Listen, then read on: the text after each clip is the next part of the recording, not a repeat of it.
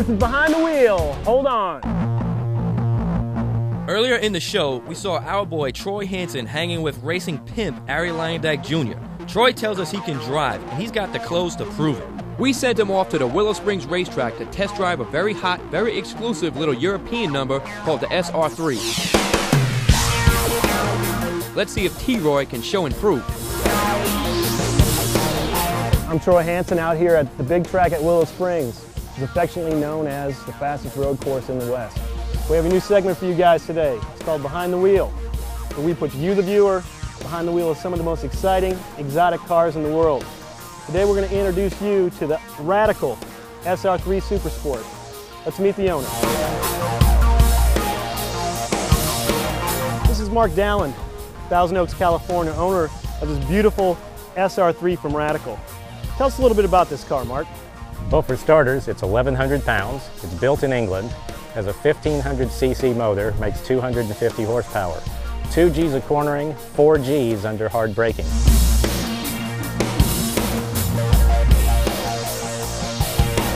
Now, I heard something really unique about this car, and that's the fact that this car is street legal in Europe. Yes, that's correct. In Europe, you can see this running around on the streets. And what makes this thing street legal? Well, the fact that it's got the headlights, turn signals, they have a road legal package that includes horn, handbrake. They even have space on the back end for the European license plate. You gotta love it.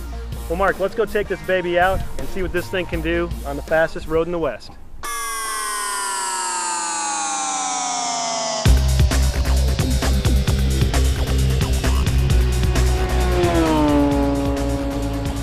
The car has full aerodynamics. We can see with the front splitter, the side skirts, 15-inch front, 16-inch rear wheels with slicks. You can see the steering wheel's on the wrong side because it's built in England. A rather unique rear suspension that you can see here. We have a bar that actually bends this way instead of twists for a sway bar. Typical of race cars like these, it's a levered suspension so that we double or triple the shock and spring travel because you only get about an inch of wheel travel as the car moves around the track.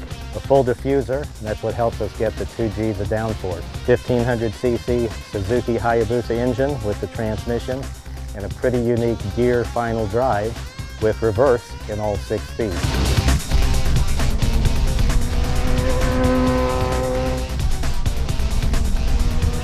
I've driven so many race cars in my time. That was honestly one of the most fun cars I've ever driven.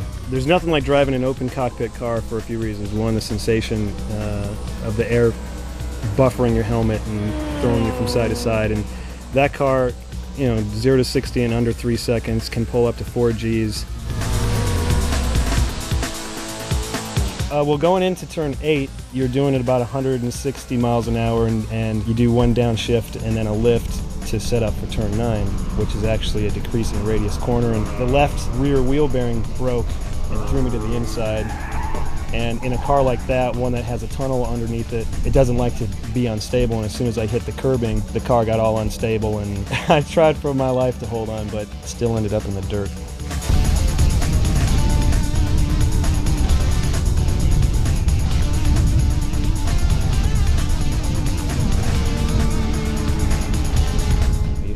IndyCar performance for under 100 grand, and you can drive it on the street. So, I mean, I want one.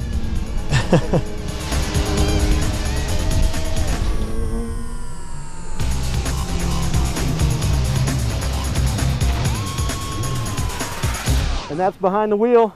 We'll see you next time. Hey, yo, that's it.